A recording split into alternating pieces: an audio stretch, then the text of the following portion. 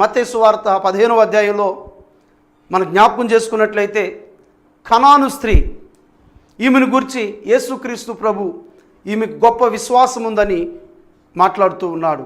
ప్రియమైనటువంటి దేవుని బిడ్డలారా, ఎందువలన ఈమె గొప్ప విశ్వాసముగా పిలువబడుతూ ఉంది? ఎందుకు యేసుక్రీస్తు ప్రభులు వారు ఈమెని గొప్ప విశ్వాసం ఈమెకుంది?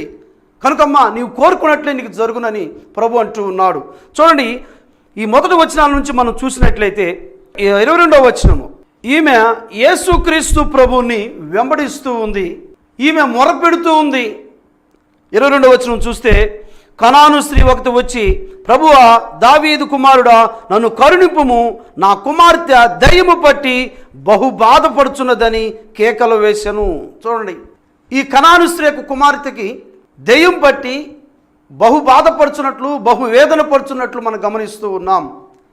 ఈ కనాను స్త్రీ యేసుక్రీస్తు ప్రభువుని వెంబడిస్తూ ఉంది. నా కుమార్తె దయ్యంతో బహు బాధపడుతుందయ్యా, దావీదు కుమారుడా నాకు సహాయం చేయమని ప్రభువుని వెంబడిస్తూ ఉంది. అక్కడ యేసుక్రీస్తు ప్రభు శిష్యులు కూడా ఉంటూ ఉన్నారు. కానీ ఈమె కేకలు వేస్తూ ఉంటే యేసుక్రీస్తు ప్రభులు వారు మౌనంగా ఉంటూ ఉన్నాడు, మారు మాట్లాడటం లేదు.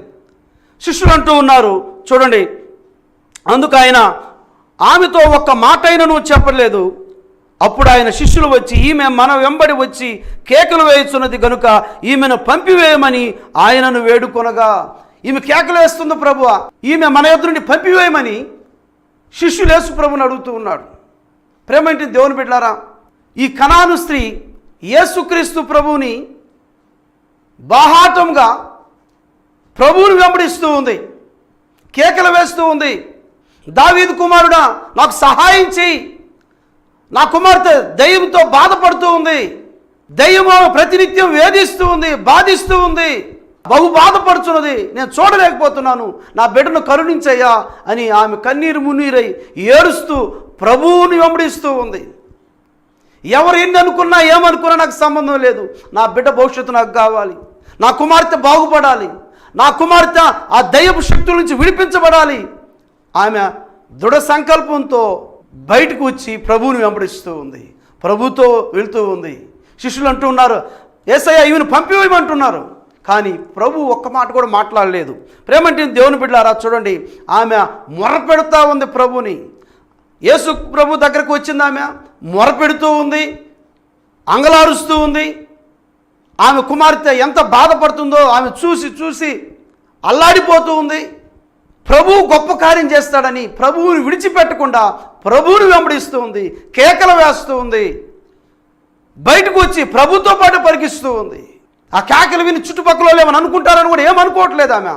నా బిడ్డ భవిష్యత్తు నాకు బాగా కావాలి, నా బిడ్డకు మంచి భవిష్యత్తు కావాలి, యేసయ్య నా బిడ్డను స్వస్థపరచాలని ప్రభువుని వెంబడిస్తూ ఉంది. ప్రేమంటే దేవుని బిడ్డలారా గమనించండి, ఆమె ఏడుస్తూ ఉంది, ప్రభువుని సహాయం అడుగుతూ ఉంది, ప్రభువుని వెంబడిస్తూ ఉంది, బాహాటంగా కేకలు వేస్తూ ఉంది. ప్రభువు ఆమె యొక్క కన్నీటిని నాట్యంగా చేశాడు. దేవునికి స్తోత్రం. ఆమెకు సహాయం చేశాడు. ఆమెలో ఉన్న గొప్ప విశ్వాసం ప్రభు చూశాడండి. కార్యరూపం దాల్చేంత వరకు, ఆమె కుమార్తెను స్వస్థపరిచేంత వరకు, ఆమె కుమార్తె జీవితంలో అద్భుతం జరిగించేంత వరకు ప్రభువుని ఆమె వెంబడించుట ఆగిపోలేదు. ప్రభువు సహాయం కోసం కేకలు వేస్తూ ఉంది, అరుస్తూ ఉంది, వెంబడిస్తూ ఉంది. ఎవరు ఎన్ని అనుకున్నా నాకు సంబంధం లేదు, నేను పట్టించుకోను, నా బిడ్డకు మంచి జీవితం కావాలి, నా బిడ్డను ప్రభు స్వస్థపరచాలి, ఆ దైవ శక్తుల నుంచి నా బిడ్డను విడిపించాలని ప్రభుతో వెళుతూ ఉంది.